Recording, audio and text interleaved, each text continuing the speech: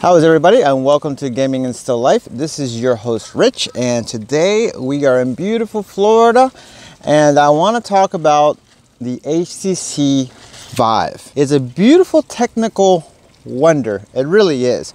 When it came out, it was way ahead of its time. The base stations, everything about it, but it was also priced accordingly. But it does have quite a few flaws. VR is already a very expensive hobby.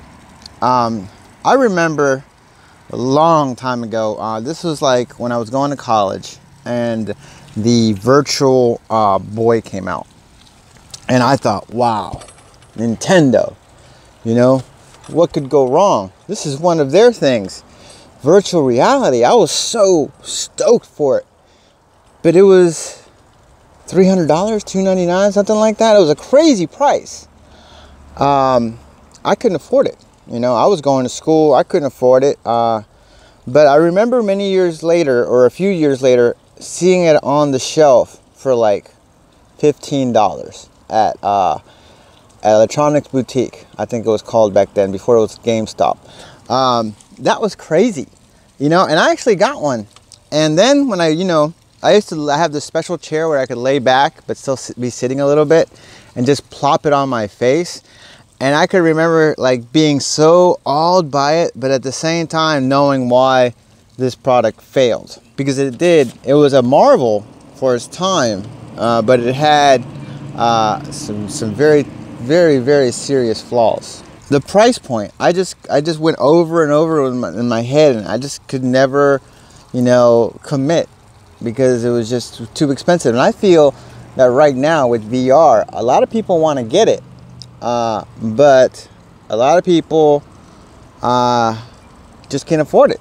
Really, it's the price of entry is way too high, and in my opinion, HTC is not making it any easier for releasing products so expensive. Let me tell you something about the HTC Vive. When it comes, you know, and I got the newer version, which isn't so bad, but when you get that box, you're just assaulted with all these cables and plugs. The thing has 5 power plugs. You have to imagine any device in your house that has 5 power plugs. That's just crazy. It's got a power plug for each of the lighthouses. It's got a power plug for the cable that hooks up into a box that goes from your headset. For that little box, it has a power plug that goes into your computer. Power plugs for when you're charging up your controllers. So it's just crazy. Now, when I got my HTC Vive, I set it up, and it took me about 2 hours. A lot of you know this story because I've had a few streams on it and stuff like that. But once you set it up, you're like, oh, it's just very intimidating when you first get it. So, but once you do it, you know, it's no problem. But then I had a problem with one of my lighthouses. It would have a red button, it would have a red light, and it was showing me that it was not working. On Steam, it would say that my lighthouse was not tracking. And it was right, it wasn't tracking. So I didn't know what to do. So I called up where I got it from, Newegg, and they tried to help me solve the problem by contacting HTC. And HTC's, right now they got a knock. Okay, right, HTC's solution that they gave Newegg was to revert back to an older firmware, which won't detect the problem at all. That was their solution. And then I guess they try to help me by sending me a driver that when I downloaded it to my computer, it referred my whole monitor and everything just into my headset. My computer rebooted and it was a black screen. And I was like, what's going on? And I couldn't get it to safe mode or anything. Everything was going back into the headset. So I just happened to put the headset on and I can see my monitor in there. So now I'm trying to like do stuff from there. I finally figured out to unplug my graphics card and plug it into my motherboard where the integrated graphics are, and from there I was able to erase all that stuff and start. I had to do a whole new download of my drivers, my NVIDIA drivers. I don't know what they sent me, but it really messed up my computer. Another thing that I must tell you about is Viveport. The stories I thought BS, they're real. Ever since I had Viveport, I was having all kinds of internet problems, connection problems, stuttering, stuff I never experienced before. I got rid of Viveport completely off my computer, and now it seems to be fine. So those stories about Viveport are real. Now, the Fresnel lenses. These Fresnel lenses is the lines that go in it, the concentric lines that keep getting smaller. For some reason with these lenses, like you can really see them like really bad. Like it's all the way down, like it's really noticeable, especially like when you're in VR. Now where I'm wearing the headset and I try to adjust, it seems like if I close one eye, because your eye has to be right in the center and looking through where those concentric lines are going down, and it seems like one eye would be okay lined up, and then I close my other eye to see, and then this one's off, like, and then I can't, like the headset only sits on your face really one way. You can't really move it around too much. So I don't know what that is, but on my other headsets, like it's not as noticeable when you get down more towards the lens. So I'm finding it very difficult to find the sweet spot in the HTC Vive, and that's counter to what I've heard other people say. Like I'll put on my Samsung Odyssey. I had a video yesterday when I was playing hot dogs, horseshoes, and hand grenades, and I'll put on that headset, and almost no matter where it sits, because people were saying, oh, the headphones weren't already covered your ear. Yeah, I didn't have it on completely right, but I can just slap that thing on and everything looks crisp. On the Vive, it really does matter trying to get it right. And another big problem that I'm going to show you once I get back inside is when you put the Vive on and you have the audio strap, it goes through this like the strap guide right here, and then it has a Velcro strap that goes in the back. But what happens is that when that headset cranks up, the cable gets shorter. So then when you go to try to like crank it back down to go over your head, that cable is like sticking. And I'm noticing yesterday, I'm like, whoa, what is wrong? Why is my Vive audio strap not fitting right? And it's because of that. It's the way the cable is guiding through there. I don't know what they did there, but it's not working. Maybe it should be, I need to find out not the default way, but another way of guiding that cable through there. Because now what I have to do is I have to look at the headset, push the cable up so I have some slack, and then adjust it and put it on my head. But sometimes, since I'm doing a lot of recording, sometimes I need to take that off real quick, look, make sure all the settings are right, slap it back on. And with that headset, even with the audio strap, I've been having a lot of problems. But I will tell you, it's a lot better than not having it, because before it was just putting on the strap is one thing, but then fumbling around and looking for your headphones, and that's very annoying, especially when, like I said, you had to take it on and off to be able to look at your settings. So the audio strap was worth it in a sense. All right, how's everybody? And I want to show you real quick some of the troubles that I'm having with these audio strap. Okay, while it runs, okay, it runs 3 cables here and turns into one.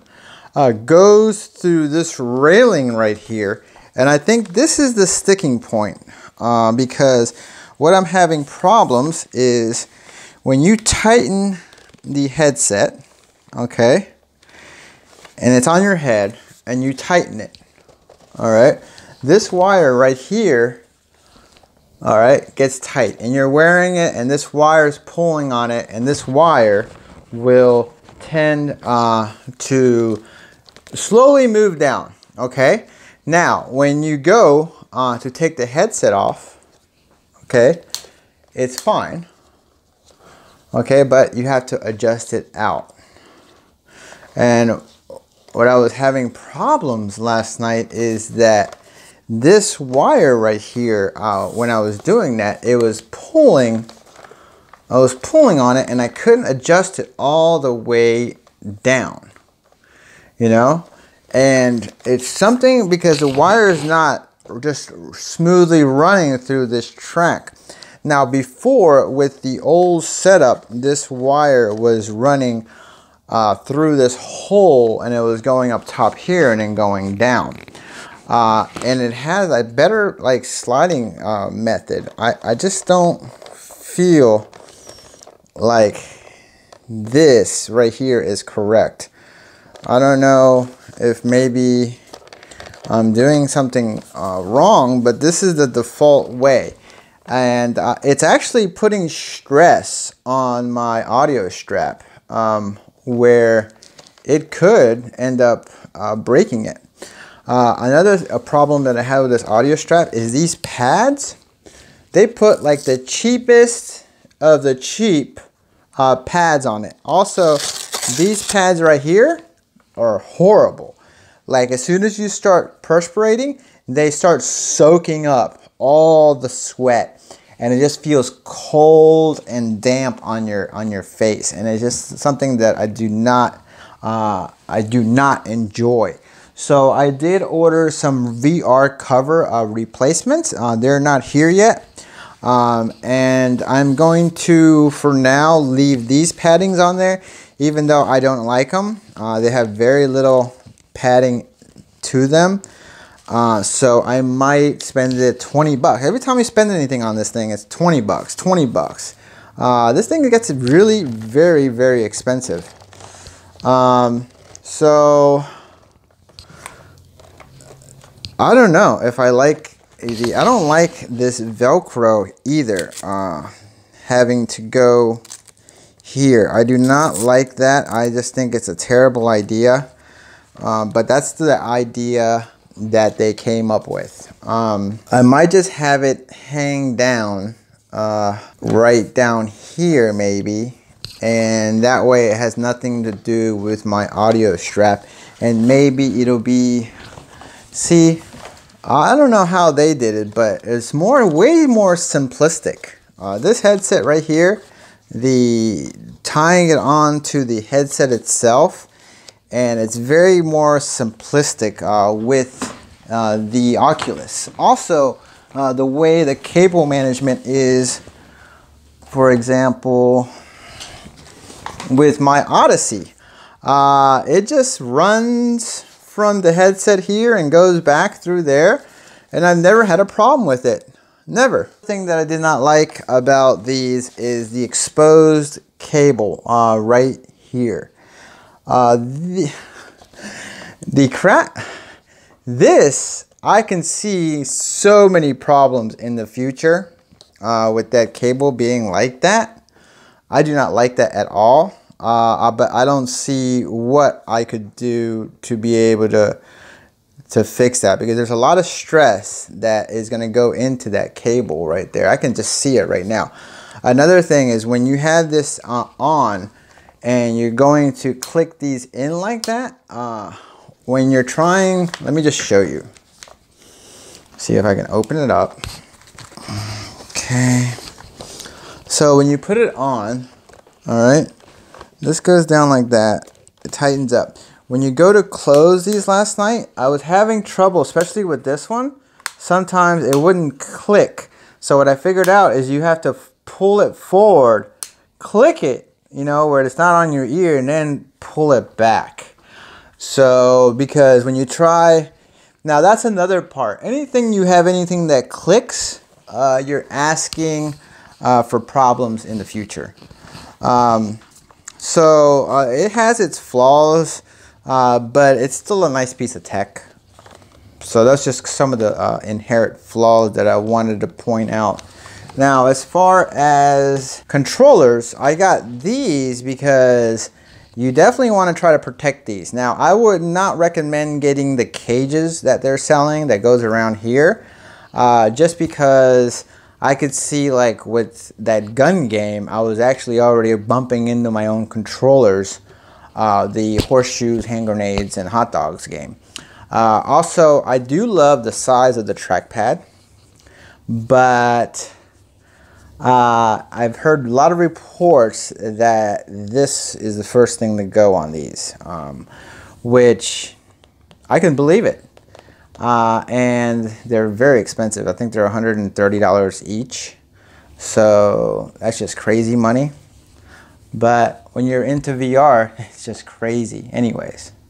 So I hope this helps. Now the controllers, the best part is that big trackpad, and that's nice.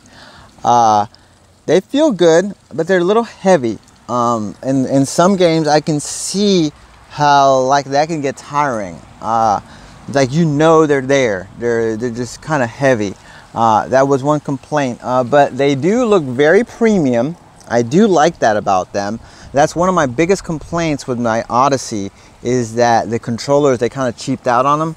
But these look really premium, but they don't have any sticks on them. They have these clicks that you can do, but I found out in certain games like Fallout, which is basically the game I got this for, is if you're too far on the edge of where the click is, it's not registering your click. You have to actually be, so it can register your click a little bit inside the disc, the pad, a little bit. So that's just something that I didn't really particularly like about that. So, so far, I've only been able to really compare it with one game. And out of those three, the screen, of course, is going to look worse than the Samsung Odyssey.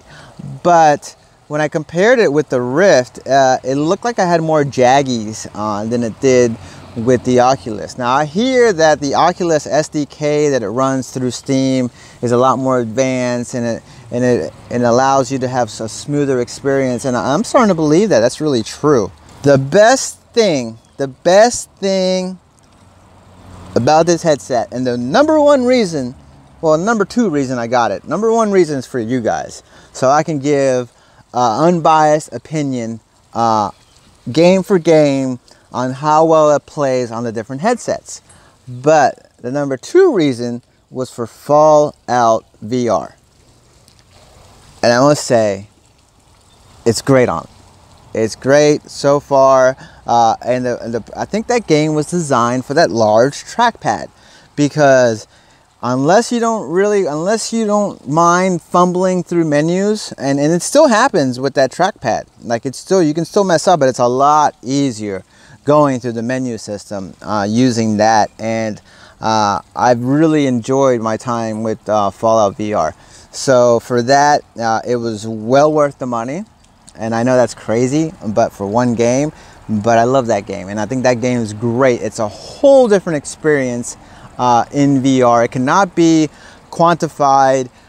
It's just when it's just like me sitting here, and I can see how tall this looks, and I can see how big that building over there looks, and I can see, and you feel like you're in the world, you know, like instead of just me looking at the screen and being like, oh, okay, no, it feels like you're in the world. It feels so awesome. So that was the biggest reason I got it. I'm gonna go inside and I'm going to go over the cable. I'm gonna show you some of the cable management thing. And I hope you guys enjoyed this review. Please hit that like button. I don't ask for anything. I just ask for your support. And I know that these videos are always a little rough around the edges, but that's how I like it. You know, I don't want to be commercialized and one of these YouTubers that is just, you know, so cheery and happy to play the game. You know, and I like to point out the problems. And there's problems with every single game. There's no such thing as a perfect game. And there's definitely no such thing as a perfect headset. So I will point these out. Now I have all three headsets, the main players, and hopefully Pimax soon. You know? That's another reason it's great to have the Vive. But the price point is $499 yet. Out of the three headsets, If you're looking for future compatibility with maybe some other headsets, then I think this is the way to go. If not, maybe you should hold off for a little while and see. But I have other videos, and I'm gonna do as I get more familiar. There's a plane. As I get more familiar with the HTC Vive, I'll have more comparison videos on it, and I'll have updates as they come. But thank you very much, guys, and you guys have a great night.